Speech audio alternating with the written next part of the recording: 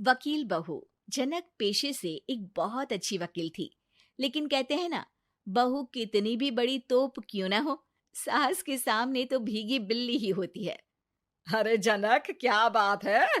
आज रोटी नहीं मिली अभी तक। ये तेरा कोर्ट नहीं है जो आज फैसला ना हुआ तो कल की तारीख मिल जाए। रोटी तो रोज वक्त में चाहिए। हाँ। माँ जी, रोटी तो कब की बन गई। मैंने आपको कहा तो खाना खाने के लिए, आपने शायद सुना नहीं होगा। ओहो हो, जज नहीं हूं मैं तेरे कोर्ट की, सास हूं सास। कोई दलील फालतू की मत देना यहाँ। बहुत जानती हूं मैं इन वकीलों को। अपनी बात ऊपर रखने के लिए झूठ बोलने में जरा भी नहीं सोचते। तभी वहां जनक के ससुर आ जाते हैं। अरे भाग्यवान, क्यों बेचारे के काम को कोसती रहती है हमेशा। मैं भी तो था वहां जब ये आई थी तुझे रोटी खाने को बुलाने के लिए। सास को तो अब गुस्सा आ जाता है कि कैसे किसी ने बहू की साइड ले ली। अरे वाह जी वाह, वो तो मैं जानती थी कि कोई ना कोई गवाह तो ये पेश कर ही देगी। पर मैं तो अब सीधा खाना खाकर सोने जाऊंगी। मुझे आदत नहीं है किसी से बहसा बहसी करने की। पता नहीं कैसे ये वकील इतना दिमाग लगाकर खुद तो झूठ बोलते ही हैं, साथ में झूठे गवाह भी ले आते हैं। जनक को सास के ताने सुनने की अब आदत सी पड़ जाती है। एक दिन जनक वकील की ड्रेस पर काला कोट पहनकर कोर्ट के लिए निकल ही रही होती है कि अरे कहाँ चली काला कौवा बनकर? टोक दिया ना। अब कोर्ट तो वकील वाली ड्रेस पहनकर ही जाऊंगी ना।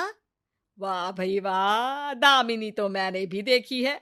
सन्नी पाजी ने ऐसा ही कोट पहना था और कहा था कि तारीख पर तारीख, तारीख पर तारीख। मतलब कि कोई बात करनी है तो बोलिए, वरना वक्त नहीं है मेरे पास खराब करने के लिए। अरे पता नहीं तुझ में क्या देखा मेरे बेटे ने, सारा दिन वकीलों वाली बहस करती है, भोली भाली सास के साथ। अच्छा सुन, जो इतनी बहस मेरे आगे करती है ना, जरा अपने बॉस से कर ले, जो 1 साल भी ना हुए तेरी शादी को और काले कपड़े पहना दिए। अंदर जा और लाल कोट पहन कर आ, पता तो चले कि नई नवेली शादी हुई है। अरे माँ जी, कोर्ट में मेरा बॉस क्या करेगा? ये तो पूरे देश की ड्रेस है वकीलों के लिए। लेकिन सास तो ठहरी सास। अच्छा, तो कोई जरूरत नहीं है 2-4 साल कोर्ट जाने की।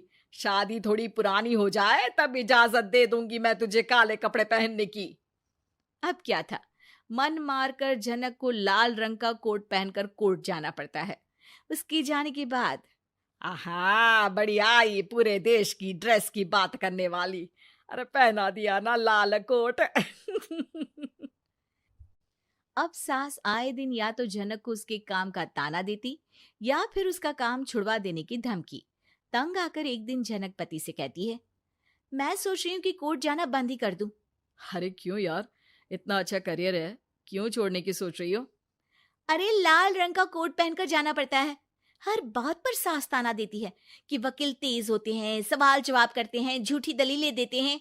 अरे तो ठीक है ना, वो जो कहती है अपनी समझ से कहती है, लेकिन तुमको तो पता है ना कि सच्चाई क्या है। जनक को पति की बात से हौसला मिलता है कि तभी घर पर कुछ लोग आ जाते हैं। अरे आइए पंच साहब, कैसे आना हुआ? अरे भाई साहब, सुना है कि आपकी बहू वकील है। तभी वहां सास आ जाती है। हाँ है तो, लेकिन क्या हुआ? फिर कहीं बहस कराई क्या? अरे हम तो खुद दुखी है उसके व्यवहार से। अरे भाभी जी, आपको तो पूरा मोहल्ला जानता है कि आप कितना बोलती है। फिर हम यहाँ बहू रानी की कोई शिकायत नहीं, बल्कि अपनी परेशानी लेकर आए हैं। ससुर जी खुश हो जाते हैं। हाँ हाँ, मैं भी बहू को बुलाता हूँ। जनक वहां आती है, सबको नमस्ते करके बैठ जाती है। बहू रानी, हमारे गांव में बड़ी मुसीबत आ गई है। अब तो पूरे गांव की जिम्मेदारी मानो तुम्हारे कंधों पर है। अरे ना ना, इससे तो घर की जिम्मेदारी पूरी नहीं होती, ये गांव की जिम्मेदारी क्या लेगी? भाभी जी, आप चुप हो जाओ। यहाँ पढ़े लिखे लोगों की बात हो रही है। आप जाओ, जरा रसोई से सबके लिए चाय लेकर आओ। मैं कॉफी लूंगी। हाँ हाँ, वकील साहिबा के लिए कॉफी। सास सर पैर सब पटक कर वहां से निकल जाती है। बहू, गांव में पानी नहीं आ रहा है, पड़ोसी राज्य ने हमारा पानी रोक रखा है।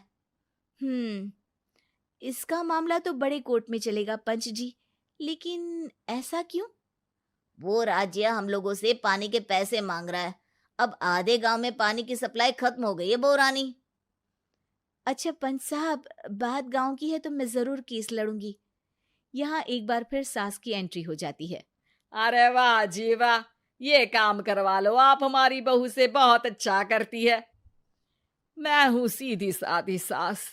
इस लड़की ने कैसे लड़ लड़ कर मुझे साइड कर रखा है, ये तो अब आपको पता चल ही जाएगा। अरे भाभी जी, आपकी आवाज तो पूरे गांव को सुनाई पड़ती है जब आप बहू रानी को सुंदर वचन सुना रही होती हैं। अरे वकील बहू मिली है, फक्र करो फक्र। हाँ जी हाँ, सारी फकर तो हम लोग ही करें। खैर, अब जो केस लड़ेगी और पानी गांव में आ जाता है तो पंच साहब लिख कर देना होगा कि हैंड पाइप में सबसे पहले मेरी बाल्टी और घड़ा भरेगा। अरे फिर तो हम बहू रानी के नाम पर घर पर ही सप्लाई दे देंगे, लेकिन ये इतना आसान नहीं है। बहू, गांव के पास अभी वकील करने की भी पैसे नहीं है तो। अरे पंच साहब, ये मेरे गांव का मामला है, मैं आपसे एक भी पैसा नहीं लूंगी। सास को बहू की बात पर गुस्सा आ जाता है, लेकिन सबके जाने के बाद झनक मन लगाकर गांव की परेशानियों को दूर करने में लग जाती है। और वो दिन भी आता है कि झनक केस जीत जाती है। अरे आज तो प्लम्बर आकर घर तक पाइप लगा गया है। खुश हो जाओ, मेरे कारण तुम लोगों को घर के अंदर ही पानी मिल जाएगा।